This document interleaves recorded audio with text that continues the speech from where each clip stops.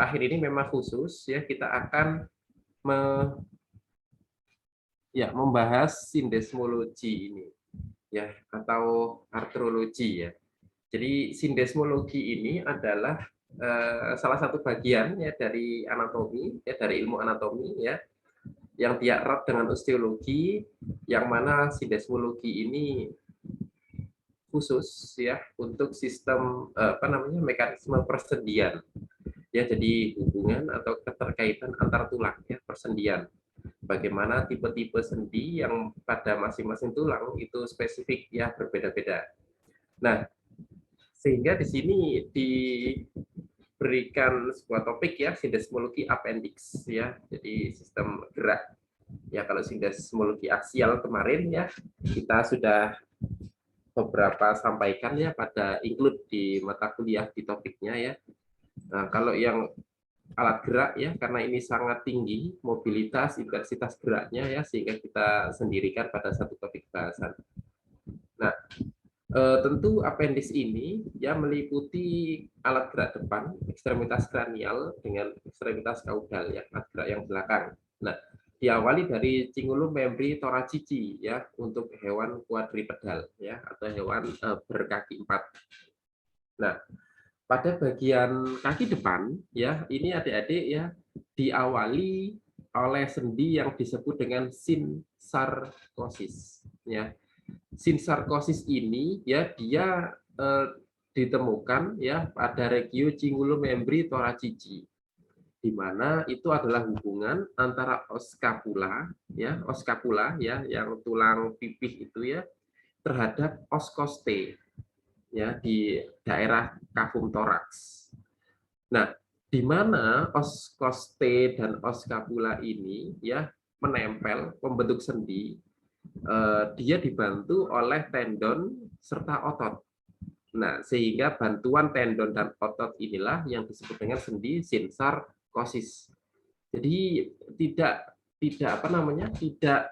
ada kaitan dengan bursa sinovial ya, kemudian tuberculum ya dari artikularis ya, atau benjolan sendi, kemudian ada mangkok sendi. Jadi tidak dikaitkan dengan itu sinsarkosis ya. Sinsarkosis ini memang spesifik ya untuk hewan berkaki 4 ya. Jadi dia ada tendon, suatu persendian ya yang hanya dibantu oleh tendon dan otot ya, sehingga itu pergerakannya sangat intensitasnya sangat tinggi. Nah, berbeda dengan kita ya yang bergerak dengan 2 kaki. Sendi sinsarkosis kita tidak tinggi mobilitasnya ya, sehingga bisa dikatakan ya tidak bergerak ya, non mobile. Ya, tapi kalau hewan berkaki 4 tentu dia aktif bergerak ya, sehingga sendi sinsarkosisnya ini juga relatif ya tinggi intensitas pergerakannya. Nah, jadi ini sendi sinsarkosis ya, membantu melekatkan ya os scapula yang mana dia adalah cingulum membri thoracici ya terhadap kafum toraks ya, dalam hal ini ada os costae di situ. Nah, os clavicula ya, karena pada hewan berkaki 4 ya, clavicula kan tidak berkembang sempurna ya, pun dengan coracoideus ya. Hal ini terjadi karena os clavicula tidak dijumpai. Ya, jadi kalau di situ terdapat os clavicula, maka bisa dipastikan ya bahwa sendi sinsarkosis itu tidak aktif.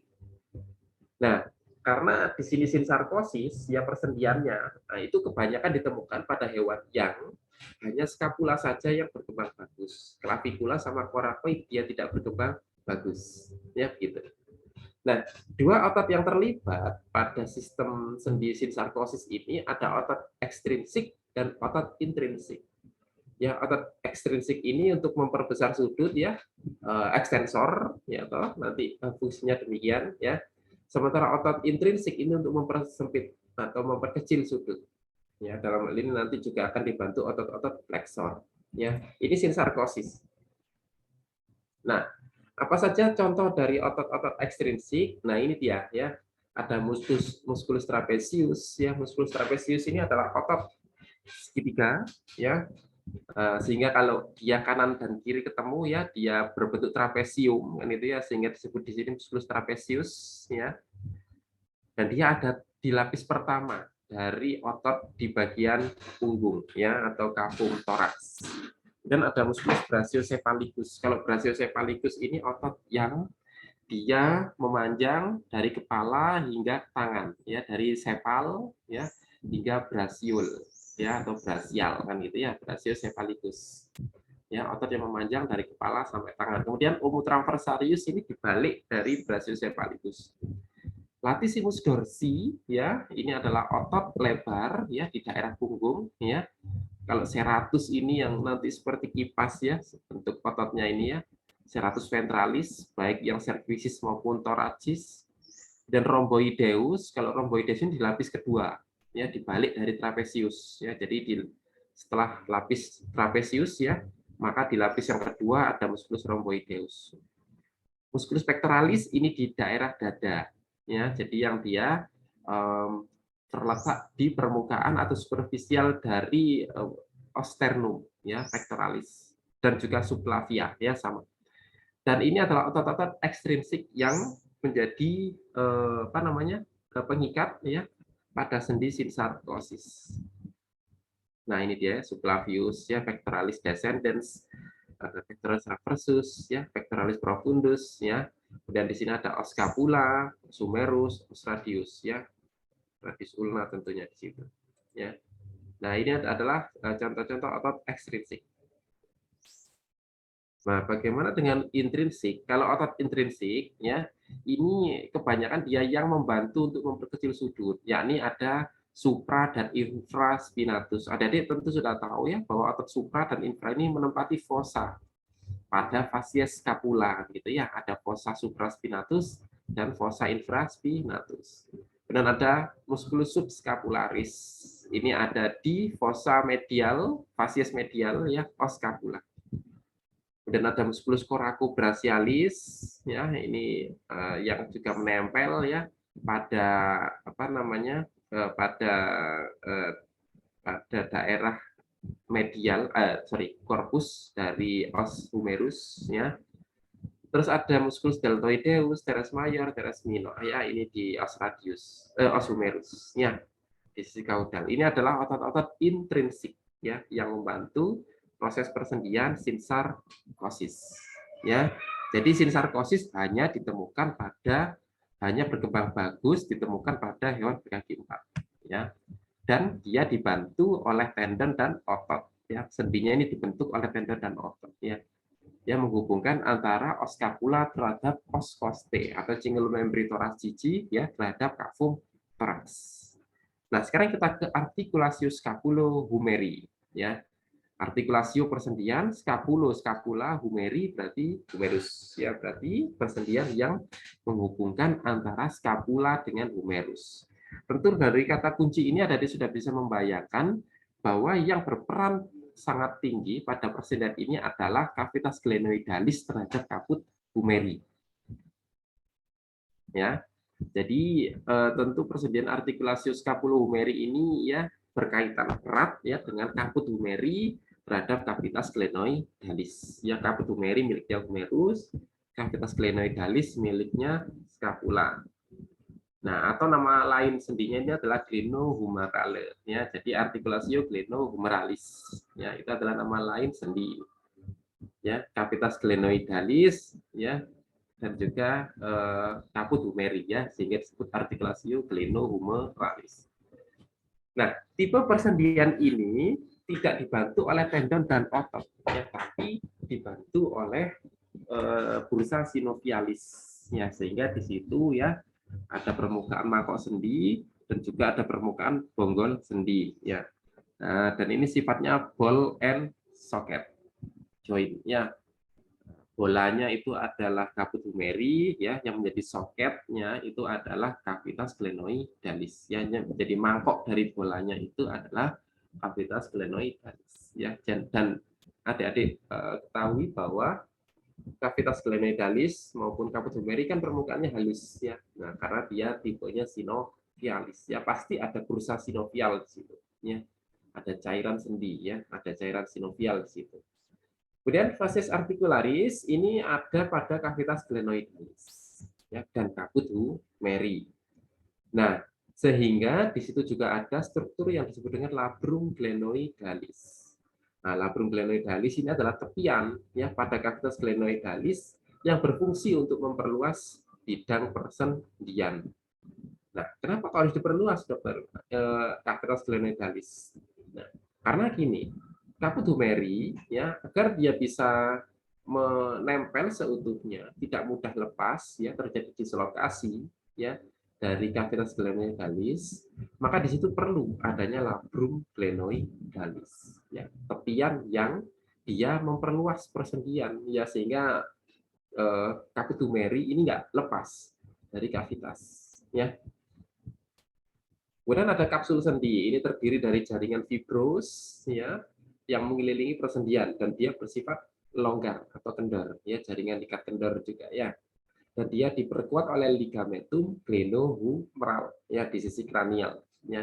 Jadi nggak cuma sekedar nempel caput humeri terhadap kavitas, tapi dia harus diikat. Nah, pengikatnya adalah ligamen. Ligamen ya, ligamentum glenohumeral. Ya, ini. Nah, ligamentum glenohumeral ini terbentang ya dari tuberositas supraglenoidalis hingga tuberculum mayor ya dan tuberculum minor di medial ya.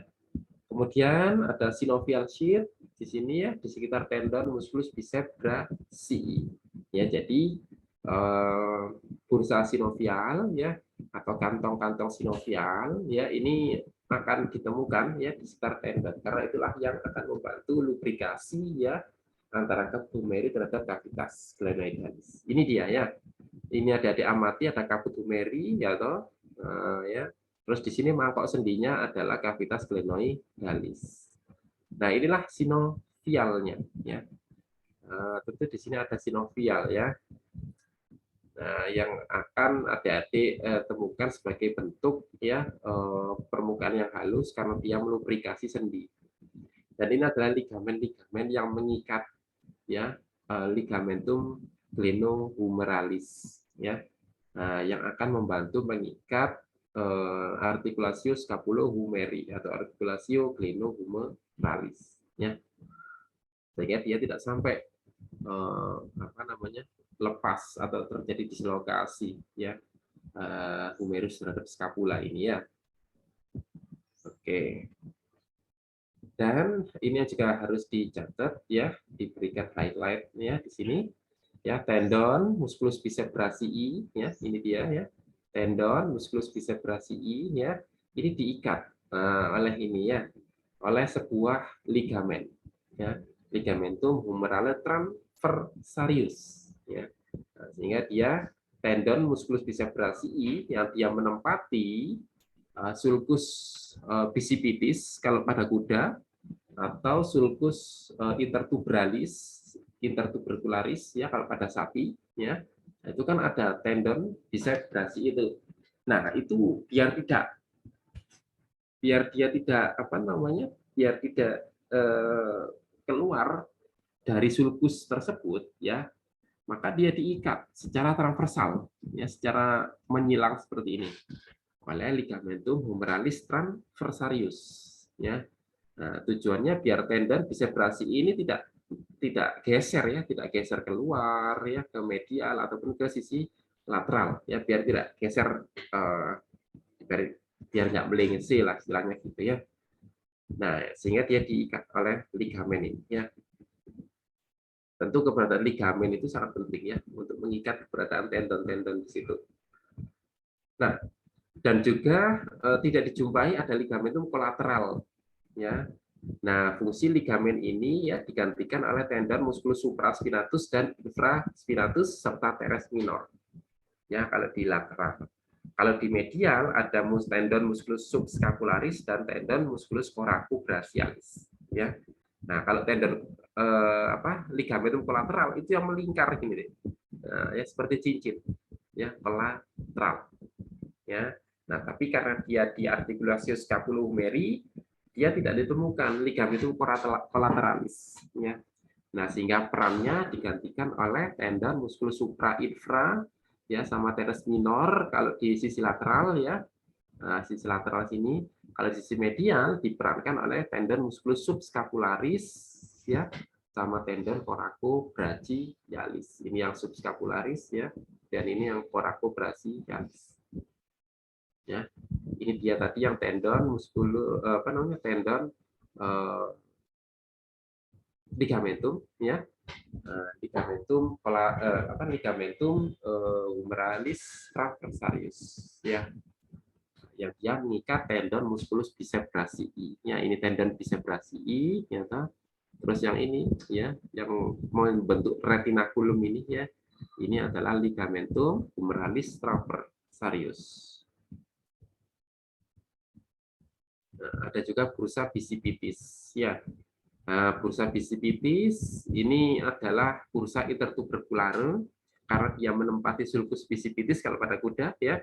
Kalau pada tulang ruminan ya sapi ya itu menempati sulcus intertubercularis ya sehingga dia di situ ada bursanya ya. Nah, karena mesti diisi tendon. Nah, kalau diisi tendon tentu dia membutuhkan sebuah lubrikan ya biar dia tidak sampai putus gitu ya. Nah, dia ada di daerah ini ya di antara tendon bicep brachii dengan sulcus bicipitis ya. Beradaannya di situ. Kalau bursa infraspinatus ya di antara musculus infraspinatus dan tuberculum major sumerus ya. Dan ini mudah mengalami infeksi terutama kalau pada kuda ya karena kuda tidak ditemukan akromion di situ. Ya, sering terkena traumatik di situ ya.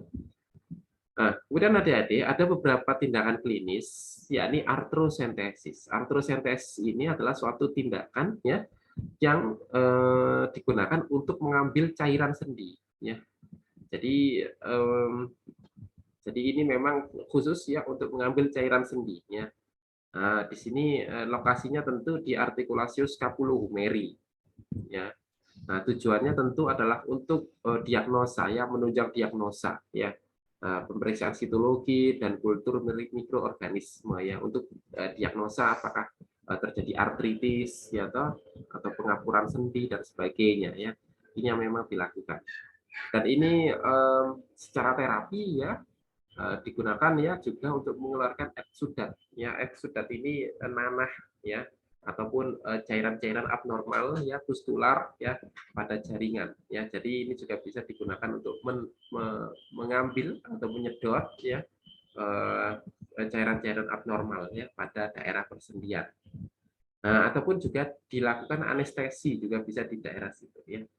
Nah, ya jadi jarum ya dimasukkan pada daerah persendian ini ya. Jadi apa namanya di articulatius scapulohumeri ya. Nah, tentu di sini ada caput, humeri dan juga capitis glenoidalis. Nah, ini kan daerah sinovialnya ya, bursa sinovialnya yang harus ditargetkan ya. Nah, disitulah dilakukan tindakan artrosentesis. Ya, ini aplikasinya terapannya jarum disuntikkan kraniolateral ya dari sisi lateral ya. Jadi jangan dari sisi medial karena di situ banyak dilewati pembuluh darah tentunya ya. Nah, kalau dari kraniolateral ya pembuluh darah dan saraf ini minimal ya. Kemudian di proximal tuberculum major osumerus ya, dan lateral tuberositas supraglenoidalis ya, dan di ventral acromion ya. Ini letaknya ya. Di bawah atau ventral acromion ya, kemudian di sisi luar ya dari tuberositas supraglenoidalis dan di atas dari tuberculum major osumerus. Ya, itu letak dari dilakukannya artrosentesis kalau di kaki depan.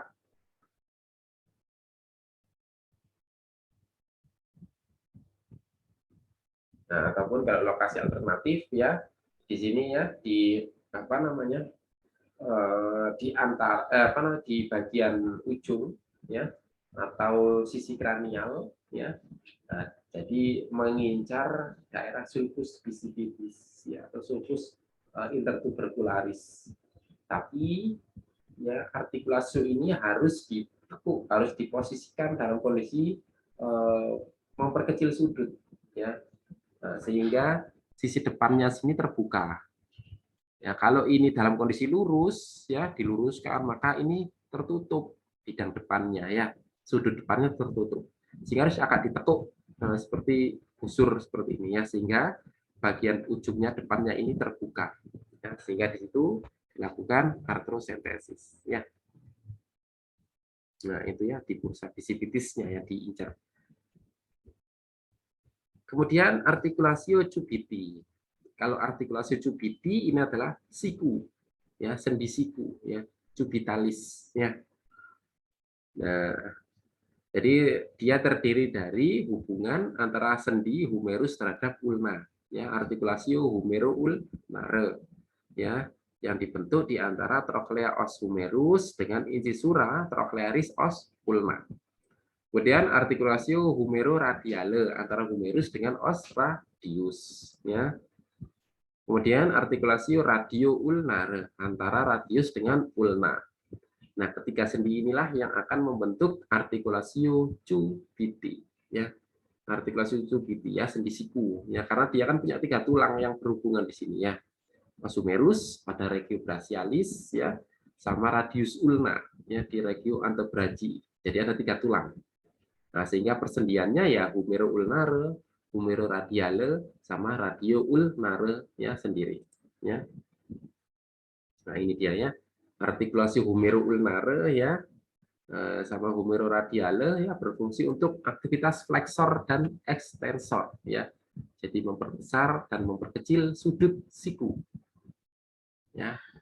Nah, kalau radio-ulnare dia tidak ada pergerakan, tidak ada mobilitas karena tulangnya tulang statis ya, antara radius dan ulna kan nempel. Ya, tidak ada pergerakan di antara keduanya ya. Kecuali kalau antara humerus lengan atas ya dengan lengan kita yang bawah, itu baru ada pergerakan ya. Ya, antara radius ulna mati dia ya. Nah, ini ya radius, ini ulna kan mati ya. Nah, tapi kalau antara radius ulna terhadap humerus, nah ini ada pergerakan ya. Nah, hubungannya adalah memperbesar atau memperkecil sudut persendian ya. Nah, ini dia ya kapsul sendi ya. Tentunya dia tebal di dorsal ya, menipis pada sisi belakang ya, kaki depan ya. Kemudian akan ditemukan ya kantong sinovial ya. Nah, sinovial sheath yang ada pada daerah cubitalisnya. Nah, ada ligamentum kolateral kalau di sini deh ya. Nah, ligamentum kolateral ya yang nanti bisa apa namanya? Bisa ada di amati ya, dia melingkar ya pada daerah cubitalis ini ya. Baik yang lateral maupun yang di sisi medial ya, ligamentum colateralis radial ya, ligamentum colateralis lateral sama ligamentum colateralis medial ya. Nah, itu dia ya, ligamentum colateralis lateral ya, dari epicondylus lateral ya hingga tuberositas radialis. Ya, ini kan epicondylus lateral ya. Nah, ini sampai tuberositas radialis. Kalau yang di sini ini adalah ligamentum colateralis medial ya, dari epicondylus medial ya hingga tuberositas apa namanya epicondylus medial ya hingga tuberositas ulnaris ya. Ya, jadi ini adalah ligamentum kolateral ya. Kemudian ada bursa olecranon ya atau bursa musculus triceps brachii ya. Nah, ini os olecranon di sini ya. Nah, terus di sini ada bursa olecranon ya, karena di situ ada tendon adik-adik juga ya. Nah, yang melekat pada musculus triceps brachii ya. Jadi otot triceps brachii di sini ya akan melekat ya pada os olecranon di situ ya, ada pada apa namanya tuber olecranonnya ya. Nah, sehingga struktur inilah yang disebut dengan bursa olecranon, sehingga kita bisa membuka dan memperkecil siku kita itu karena ada aktivitas ya otot-otot triceps ya. Nah, itu os olecranon ya. Nah, itu musculus triceps nih ya. Kemudian artikulasi cubiti pada anjing dan kucing ya. Nah, ini pada ligamentum colateralis lateral sama medial ya. Nah, ini ligamentum kolateralnya ya. Nah, ini melekat ya. Nah, jadi ligamentum kolateral lateral itu melekat dari epicondylus lateral ya hingga tuberositas radialis. Kalau ligamentum collateralalis medial melekat dari epicondylus medial ke tuberositas ulnaris, ya, maka di bagian distal, ya, ini ada percabangan sehingga disebut dengan crure kranial sama crure caudal. Ini dia, ya. Ini crure kranial, ya, yang ini yang crure caudal. Ya, ini kalau pada anjing dan kucing, ya. Ada percabangan ligamentum kolateralnya, ya. Nah, dan masing-masing ini melekat pada os radius. Kalau yang crure kranial, ya. Kalau yang crure caudal ini melekat pada os ulna, ya. Nah, jadi ini ligamentum collateralalis, ya. Ini membentuk dua cabang, ya, crure kranial melekat di os radius. Kalau yang crure caudal ini, ya, melekat di os ulna. Ya. Oke. Nah, kemudian ada ligamentum anulare. Kalau anulare itu cincin, ya, anulus. Ya, anulus itu adalah cincin, ya. Nah, dan ligamentum anulare atau ligamentum yang dia melingkar, ya, penuh, ya, tidak serong atau tidak miring, ya. Nah, ini ditemukan, ya, pada artikel secukiti. Ini dia, ya, ligamentum anulare, ya. Nah, dia mengikatkan, ya, secara paten, ya, radius terhadap os ulna, ya. Yang ligamentum anulare, ya, berbentuk cincinnya. Dia di sekeliling tepian fovea capitis, ya, jadi dia di permukaan bidang sendi dari os radius ini, ya. Fovea capitisnya terbentang dari prosesus coronoideus lateral os ulna ke prosesus coronoideus medial, ya, dari os ulna, ya. Nah, jadi ini adalah ligamentum anulare, ya. Ya, dia di dalam atau di bagian profunda dari ligamentum kolateral, ya. Jadi ligamentum kolateral ini di luarnya, ya, dari ligamentum anulare, ya. Anulare di dalamnya, kan, gitu, ya. Nah, ini, ya, berfungsi untuk mencegah gesernya radius ke sisi kranial, ya. Jadi biar ini tidak tidak dislokasi, ya, ke sisi depan, ya. Jadi enggak sampai dia melenceng, ya, posisi os radius ini, ya, itu fungsinya. Kemudian ada ligamentum intraosseus obliquus, ya. Kalau ligamentum intraosseus obliquus, ya, ligamentum interosseus ini antar tulang, obliquus ini miring, ya, karena dia mengisi spatium intraosseus, ya, antara radius dan os ulna, ya. Karena ada spatium intraosseus di situ, ya. Nah, sehingga diisi oleh ligamentum intraosseus obliquus, ya. Obliquus itu miring, ya. Nah, ini dia, ya, ligamentum intraosseus obliquusnya, ya. Ya, menyilang, ya, di spatium intraosseus antebrachii proximal. Nah, kalau di daerah cubitalis, ya, arterosentesisnya itu, ya, di tepat, ya, harus di sendi siku dan posisi harus fleksi, ya. Tujuannya kenapa fleksi? Nah, agar os olecranon ini membuka terhadap fossa olecranonnya ini.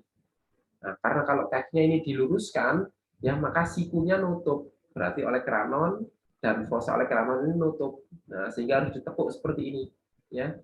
Nah, sehingga ada celah pada fossa olecranon di sini, nah, baru dilakukan arterosentesis, ya. Nah, ya, jadi harus ditekuk dulu, ya. Nah, sehingga di sini fossa olecranonnya terbuka. Tapi kalau ini diluruskan, nah ini kan fossa olecranon akan ketemu dengan fossa olecranon nutup, ya, maka nggak bisa dilakukan arterosentesis, ya. Itu, ya. Nah, itu kaki depan. Ada yang ditanyakan untuk persinian di kaki depan, ya. Dan memang saya tambahkan sedikit, ya, untuk kaki depan, ya, karena ada os karpal dan metakarpal di situ, ya, maka persendiannya disebut dengan artikulasio carpo metacarpi, ya. Nah, dan artikulasio carpo metacarpi, ya, karena os karpal ini kan tulangnya kan kecil-kecil, ya. Ada os carpi radialis, intermedius, ulnaris, sama accessorius, ya, sama os karpal 2, 3, 4, 5, ya, 1, 2, 3, 4, 5. Ya, dan dia kan kecil-kecil, ya, tulangnya, ya. tulang pergelangan ya, pergelangan tangan. Nah, dan di sana memang tentu pasti akan dibantu oleh tipe sinovial, ya, cairan sinovial di situ. Nah, sehingga tipe persediaan di situ ya artikulasio carpometacarpi. Ya, ligamennya tentu ada ligamentum collateraalis, ya, baik yang lateral maupun medial, dan tentu ada ligamentum anulare, ya, cincin. Sehingga struktur dari karpal ya itu kan sangat sangat fleksibel, bisa merotasi ya persediaannya karena dibantu oleh ligamen-ligamen itu ya. Dan nama persediaannya adalah artikulasi karpo metakarpi ya, karpal metakarpal. Oke, itu untuk kaki depan. Untuk kaki belakang, sebelum ke kaki belakang ada pertanyaan?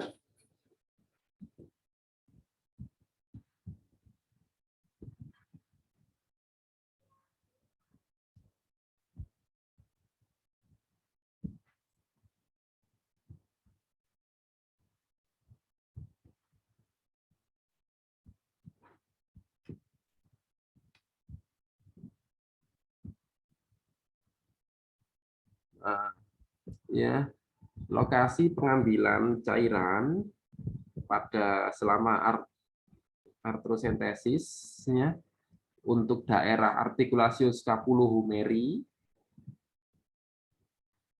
itu ada pada bursa bisipitis. Ya, jadi di bursa bisipitis ya. Nah, bursa bisipitis dan intertubercularis itu kan sebenarnya kan istilah yang sebenarnya sama. Kalau bursa bisipitis itu karena kita gunakan pada tulang kuda. Ya, karena di situ kan ada sulcus bisipitis. Ya, ada dua alur sulcus.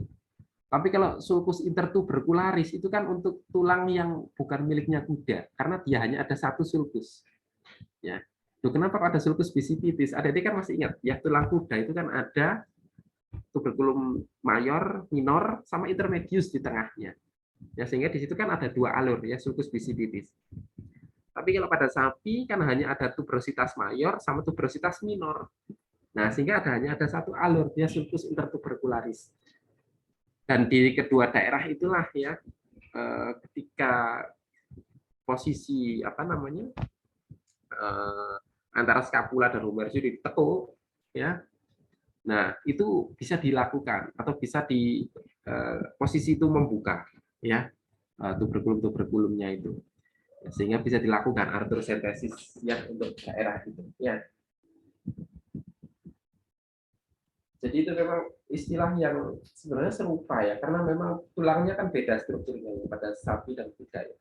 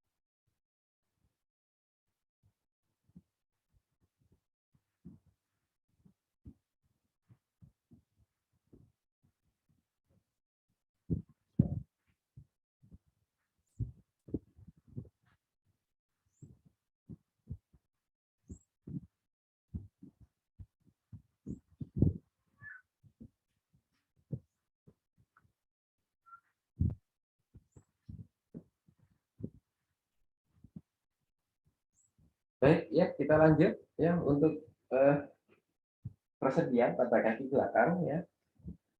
Jadi di sini akan dimulai dari artikulasi sakroiliaka. Sakroiliaka berarti persendian yang dia dibentuk antara os sakrum terhadap os ilium. Ya, berarti antara os vertebrae sacralis terhadap os coccyx. Tapi dalam hal ini os coccyx kan tulang yang incas yang paling bertanggung jawab ya bertemu dengan os sakrum kan tulang ilium ya os ilium. Nah, sehingga di sini persendiannya disebut artikulasi sakroiliaka. Nah, ini dia ya. Pada sisi dorsal ya dari processus spinosus os sacrum ya dan sisi ventral facies auricularis os ilium ya. Ini adalah apa namanya? Di mana lokasi sakroiliaka itu bertemu ya. Jadi di proses spinosus os sacrum ya dan sisi ventral facies auricularis os ilium ya. Nah, ini dia ya, ini os sacrum atau vertebrae sacralis ya. Ini kan proses spinosusnya ya. Nah, dan ini kan os ilium ya, ada facies auricularis di baliknya. Ya, jadi adik-adik harus ini ya jeli bedakan mana artikularis, mana auricularis. Ya, kalau facies articularis itu yang bidang persendian, tapi kalau facies auricularis itu spesifik ya permukaan yang menyerupai daun telinga. Itu kan hanya ada di os atlas sama os sacrum ini ya. Os atlas nggak ada di os sacrum ya sama os ilium ya. Jadi itu adalah facies auricularis ya. Nah, dibalik kalau yang di permukaan dari os ilium ini kan facies glutealis ya yang di atas ini. Nah, tapi kalau di bawah di baliknya itu kan facies auricularis. Nah, antara facies auricularis itulah dengan proses spinosus dari os sacrum ini yang membentuk ya sendi articulatio sakroiliaka. Ya. Nah, ini juga disupport oleh ligamentum sakroiliaka ya. Jadi ada banyak ligamentum sakroiliaka dorsal, ventral, interosseus ya. Nah, yang membantu artikulasio sakroiliaka ini. Nah, ini dia ya ligamentum sakroiliaka dorsal. Nah, di situ ya. Nah, jadi ini ada pada apa namanya tuber sacrum ya atau hingga proses spinosus os sacrum ya. Nah, ya, jadi ada dimulai dari ini ya tuber sacrum ya melekat hingga processus spinosus ya. Ini adalah ligamentum sakroiliaka dorsalis ya. Kalau yang pars lateral dia yang melebar ya. Ini yang pars lateral nih. Nah, ya melebar.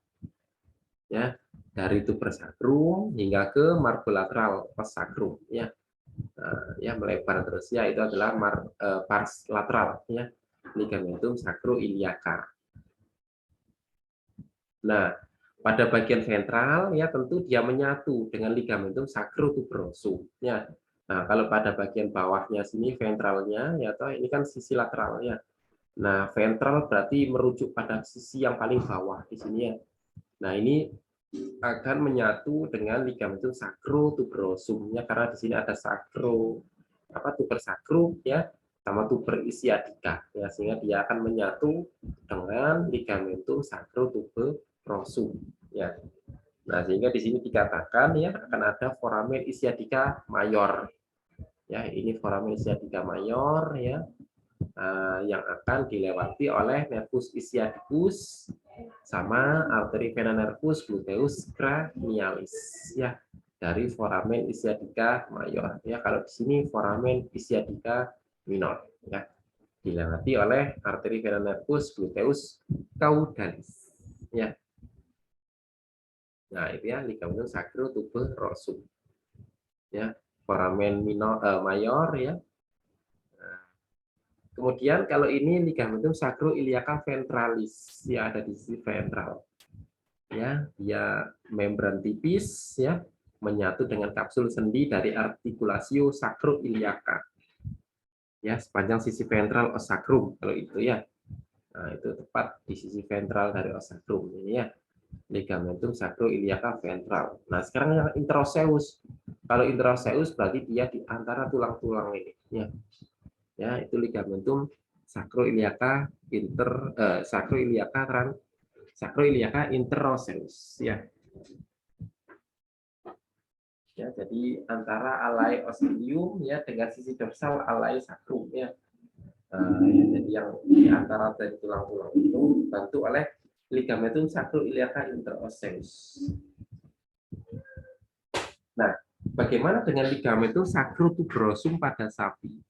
Ya, ini ada tuber sacrum, ya, ini ada tuber ischiadica, ya, dan ini adalah ligamentum sacrotuberosum pada sapi, ya. Nah, sering disebut kalau sapi ini adalah ligamentum sacrosiatic, ya. Sacro ini adalah sacrum, siatik ini adalah ischiadica sebenarnya, ya. Siatik ligamen, ya, atau ligamentum sacrotuberosum, ya. Jadi istilah medisnya kalau pada sapi itu juga adalah sacrosiatic ligamen, ya.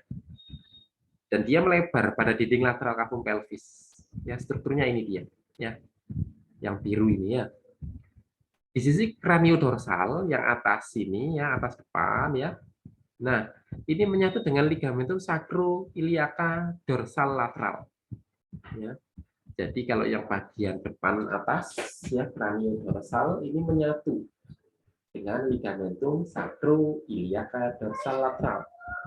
Kalau yang di sisi caudo distal, ya, belakang bawah, ya, ini dia akan membentuk foramen mayor.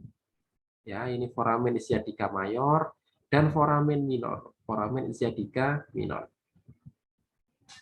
Ya, dan terutama foramen minor ini yang besar. Ya, dilewati oleh AVN gluteus caudalis. Ya. Kalau foramen mayor, foramen ischiadica mayor, ya, dia dilewati oleh AVN gluteus cranialis dan nervus ischiadicus. Ya, kalau dari foramen ischiadica mayor. Nah, itu ya sacrotuberosum, ya. Nah, kemudian yang di sini adalah foramen ischiadica minor, ya. Ini foramen ischiadica mayor, ya. Kalau ini anjing biasanya. Nah, anjing ini memang lebih spesifik, Adik, ya. Dia ini tipis, ya. Ligamentum sacrotuberosumnya, ya. Dan inilah kenapa, ya, anjing, terutama jantan dan dia sudah tua, itu sering terjadi prolaps perineal, ya. Prolaps perianal, ya. Ya, jadi karena ligamennya ini mudah sobek dan dia hanya membentuk pita seperti ini, ya.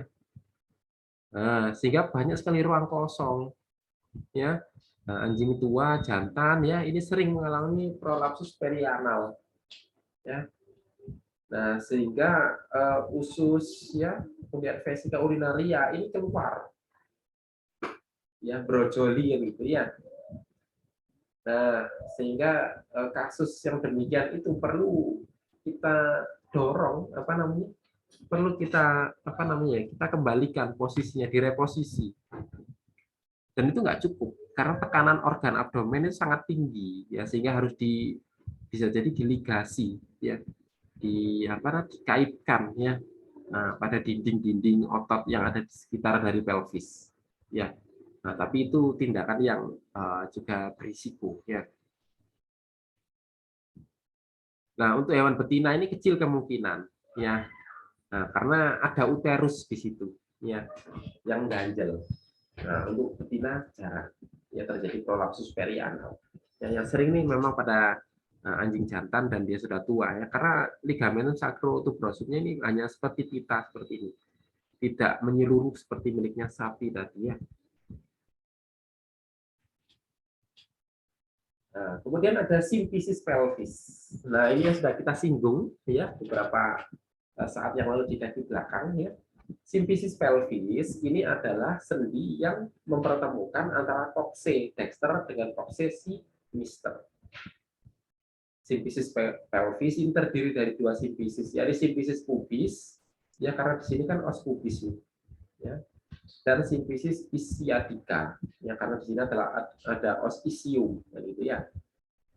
Nah, sehingga di sini ada simfisis pubis, ini simfisis ischiadica. Dan kedua simfisis ini disebut dengan simfisis pelvis. Ya. Nah, untuk simfisis pubis ini dibantu oleh ligamentum pubicum cranialis. Ya.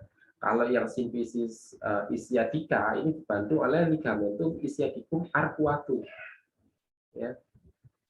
Ya, ini ligamentum ischiadicum arcuatum.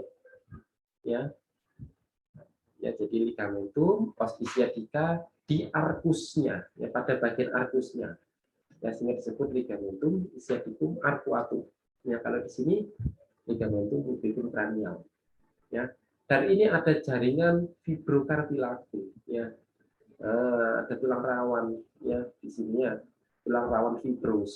Nah, sehingga disebut ya di sini secara makro adalah lamina fibrocartilago intercoxalis. Ya. Nah, kalau di mikro kan dihistologikan ya, ini adalah jaringan tulang rawan fibros ya. Ya, yang akan mempertemukan antara coxidexter terhadap coxisinister. Nah, simfisis pelvis ini ya, tipe persendiannya adalah syncondrosis. Ya, jadi dibantu diikatkan oleh tulang rawan, syncondrosis. Ya, sin ini kan hubungannya atau tautan, ya, kondrosis ini tulang rawan.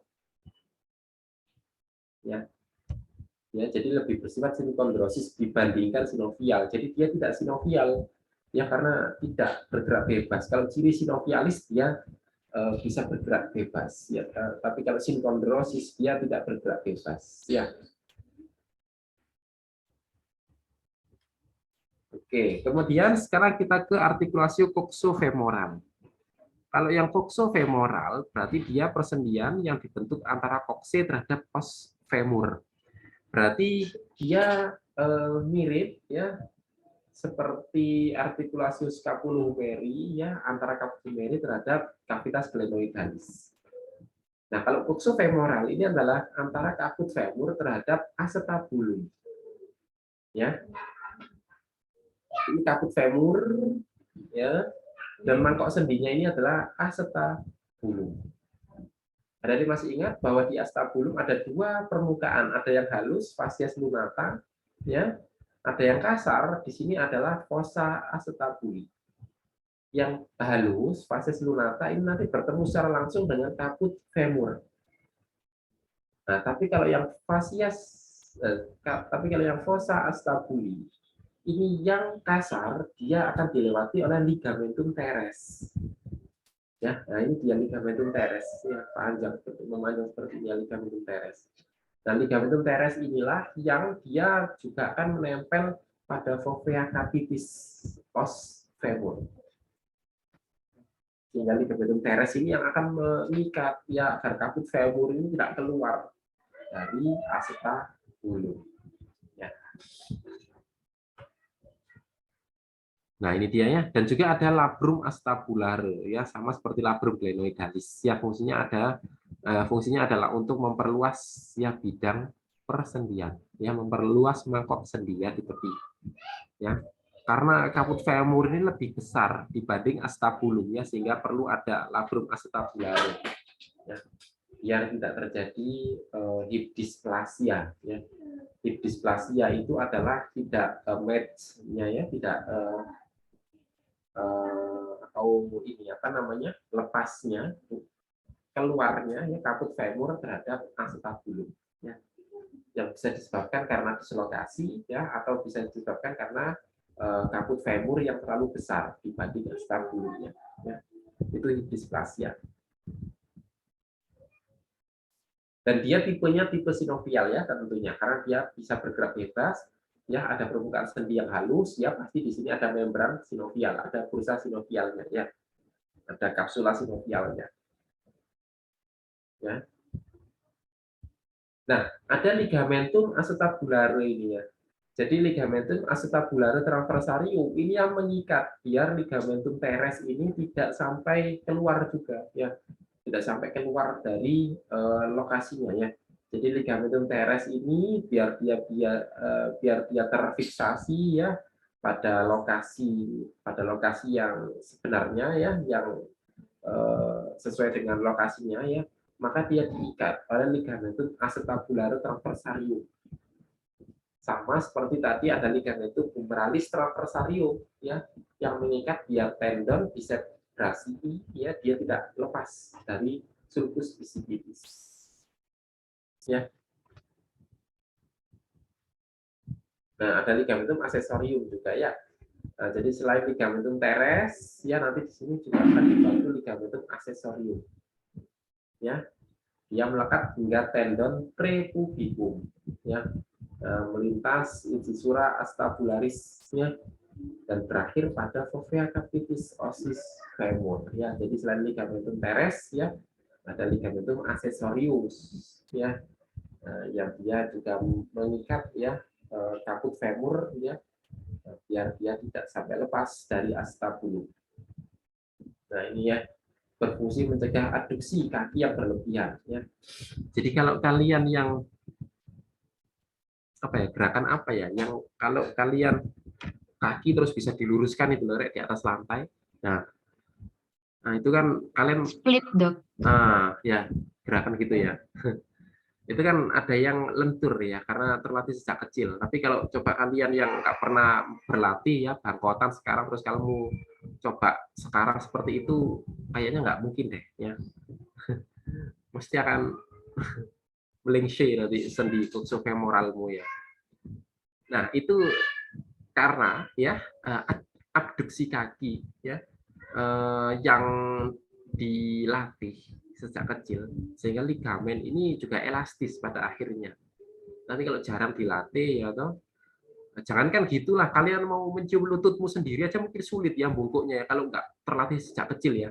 Itu kenapa anak-anak kecil itu bisa nyium lututnya sendiri ya, ya. Lalu posisi ligamennya itu masih lentur, masih elastis. Coba sudah bangkotan seperti saya, kalian itu ya sulit kalau nggak punya tidak sering ya stretching gitu ya. Jadi itu ya beradaan ligamen ya, fungsinya adalah untuk mengikat. Tapi kalau dia sejak sering dilatih intensitas, di stretch gitu ya, dilenturkan ya, maka dia akan ikut lentur ya. Tapi kalau jarang digunakan ya kaku ya. Setidaknya ya nggak mati banget, kaki nggak bisa digerakkan gitu ya, nggak mungkin ya. Tetap pasti bisa digerakkan ya. Hanya saja dia tidak selentur untuk ligamen-ligamen yang sering dilakukan ya, yang sering digunakan ya, yang sering dilakukan stretch ya, stretching ya. Nah, ini aksesorius ini terutama pada kuda ya. Nah, ini apa namanya? Berkembang bagus ya.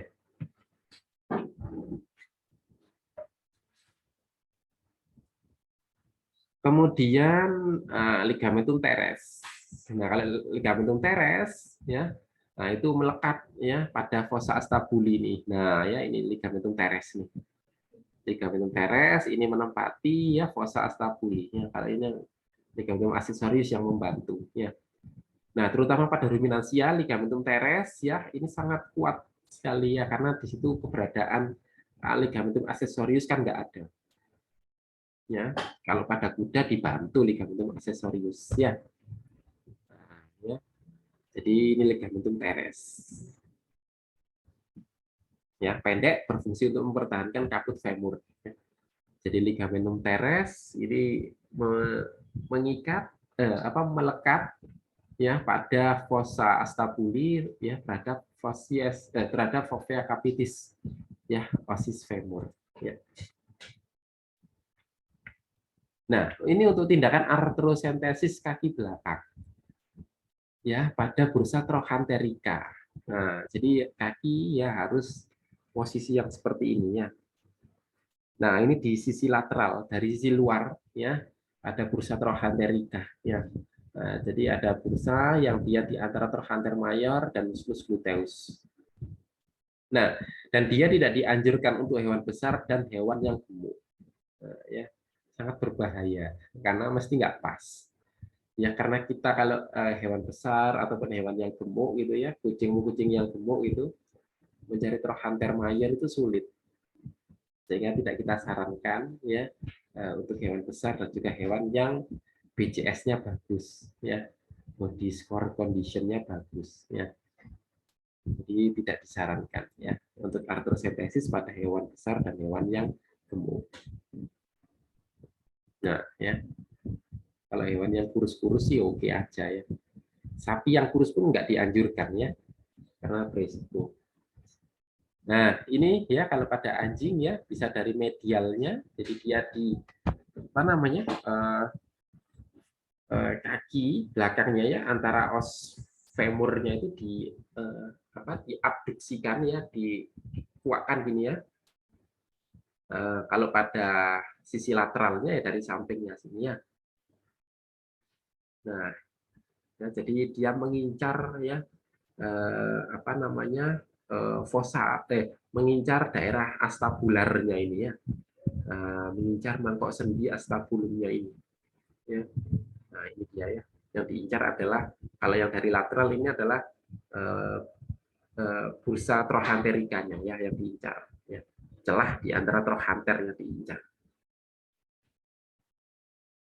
Kemudian ini artikulasio genu, ya kalau artikulasio genu itu berarti dengkul, ya sendi yang ada pada dengkul gitu ya. Kalau cubiti ya tadi itu siku ya. Jadi nama yang aneh sendiri itu ya hanya cubiti sama genu.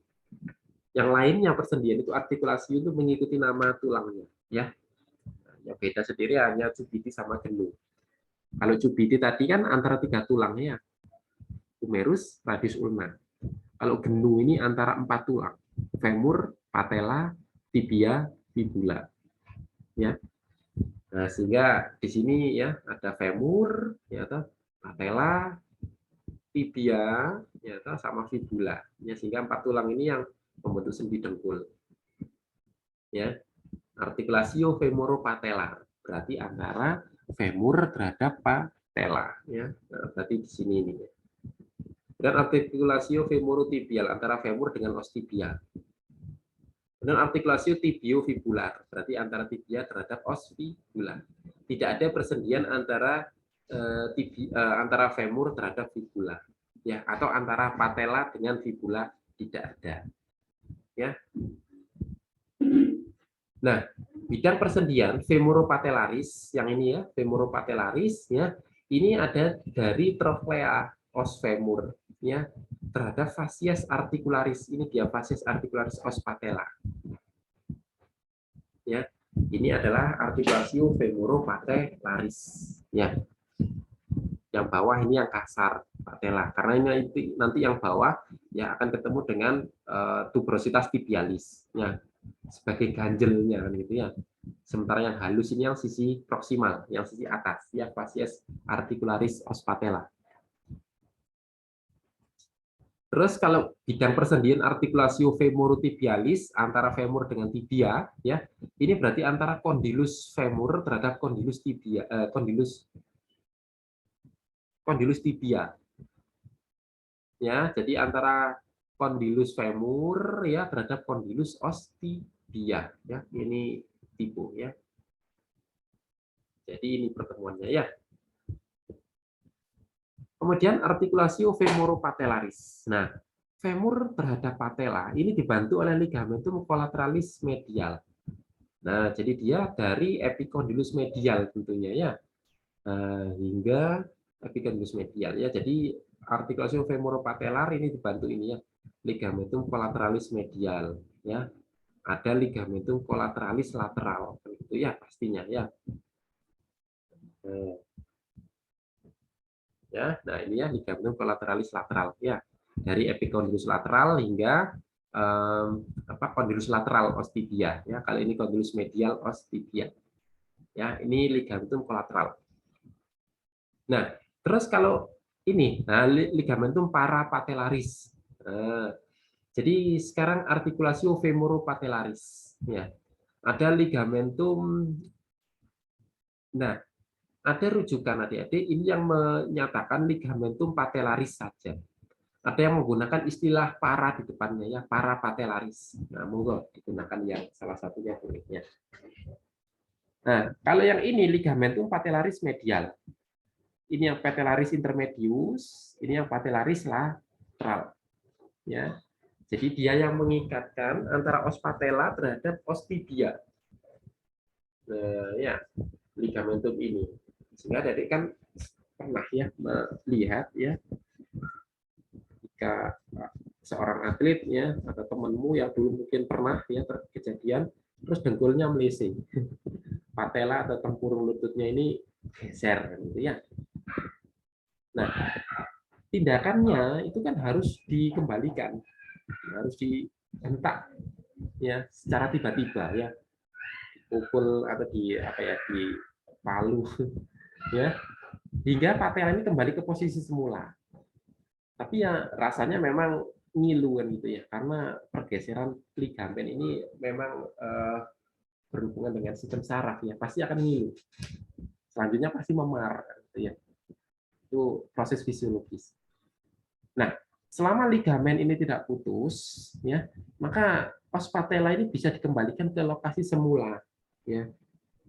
Nah, tapi kalau lain cerita bila putus, maka ini perlu tindakan operasi, ya harus diikatkan kembali pada lokasinya ya di sini. Ya, ligamen ini.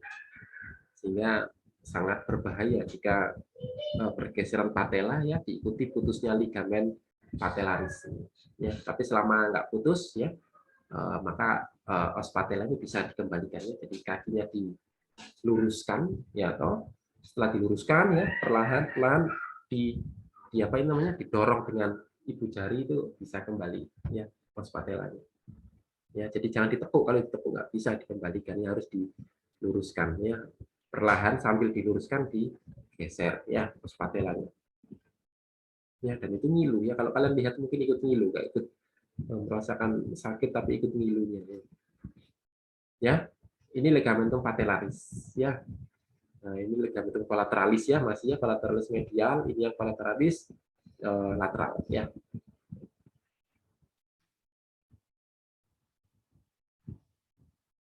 Ya, ini adalah potongan dari musculus biceps femoris ya. Kalau yang ini tendon musculus quadriceps ya toh, ini ada yang lurus ya. Nah, pada ligamen patellaris anjing ya toh.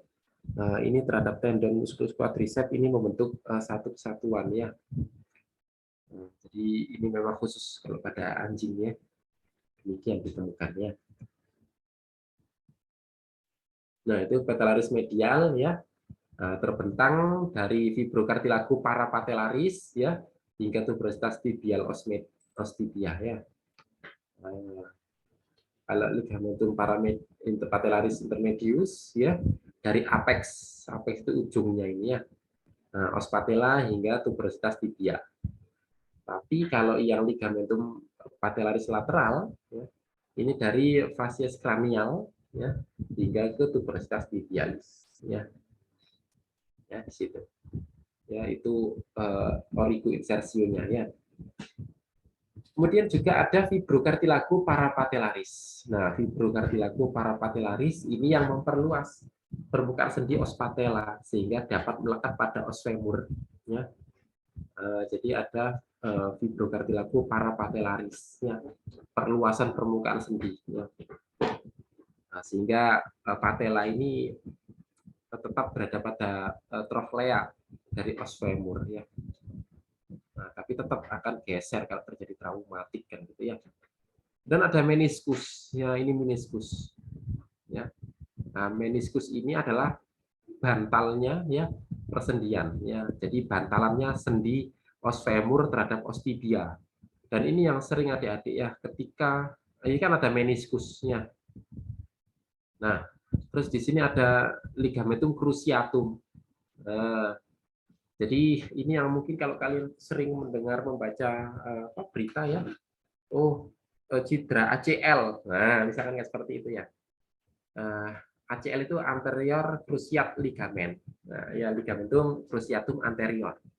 Nah itu karena ligamentum cruciatum ini kan berada di antara, ya, berada di jepitan antara femur terhadap os tibia, ya ligamentum cruciatum ini ya. Nah, ligamentum cruciatum ini karena berada di jepitan, ya, itu kalau terjadi trauma, terus sobek, atau patah ya ligamennya ya, itu lama penyembuhannya karena berada di jepitannya itu. Atau jangankan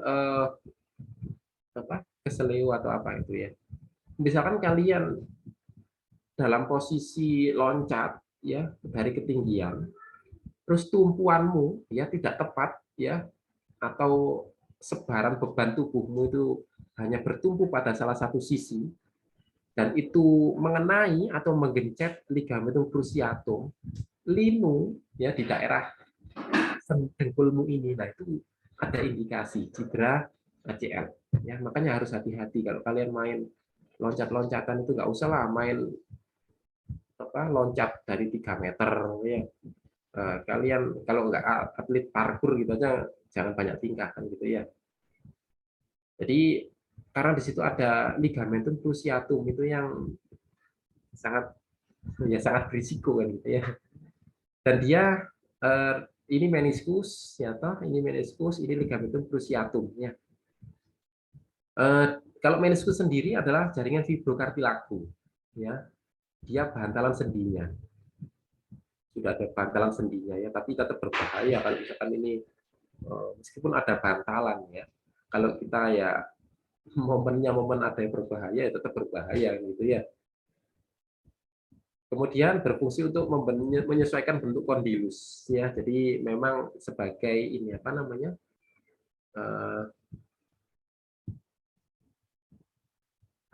Ya? Meminimalkan trauma ya. Sebagai peminimalan trauma ataupun tekanan ya. Istilahnya itu ya sebagai ininya apa namanya? Apa sih istilah motor shock itu, Rek? Apa ya, suspensi. Nah, ini sebagai suspensi ya dari kaki belakang ya, femur terhadap os tibia ya. Nah, sehingga meniskus ini perannya adalah itu. Nah, sekarang kita ada masih di sini ya, ligamentum parapatelar ya. Jadi ini patella, kemudian ini dikuakkan patelanya, dipisahkan gitu ya. Yang ini patella os patelanya ya. Nah, ya, jadi ketika dibuka ya, fibrokartilagu parapatelar ya, ini fibrokartilagu parapatelarnya ya, yang nomor satu ini itu yang membantu melekatkan ya patella terhadap trochlea os femur. Kemudian ada juga retinaculum. Nah, retinaculum ini adalah sabuknya yang mengikatkan biar patella tetap berada pada lokasinya ya, retinaculum. Nah, ini pada gennya anjing ya, terutama ya. Nah, ini yang ligamentum meniscofemoralis. Ya, ligamentum meniscofemoralis ya, terbentang dari meniscus lateral hingga fossa intercondyloidea ya. Nah, meniscus lateral. Nah, ada meniscotibial ya, yang kranial juga ya. Kalau yang ini ligamentum meniscotibial. Nah, ya, ini ligamentum meniscotibialis caudal ya. Nah, itu melekat pada apa namanya? Tuberositas intercondyloidea ya. Pada os tibia. Dan ada membrana intraosseus. Kalau membrana intraosseus ini adalah ligamen ya, jaringan ikat antara yang terletak di antara spatium intraosseus ya, menghubungkan antara os fibula dan os tibia ini ya, membrana interosseus. Nah, ini dia ya, ligamentum cruciatum ya. Dia menyilang seperti ini ya, adik-adik ya. Nah, jadi berbeda dengan yang lain. Kalau ligamen yang lain kan rata-rata lurus gitu ya. Kalau ini nyilang gini. Nah, ya, ini nyilang nyelip seperti ini ya, menyilang.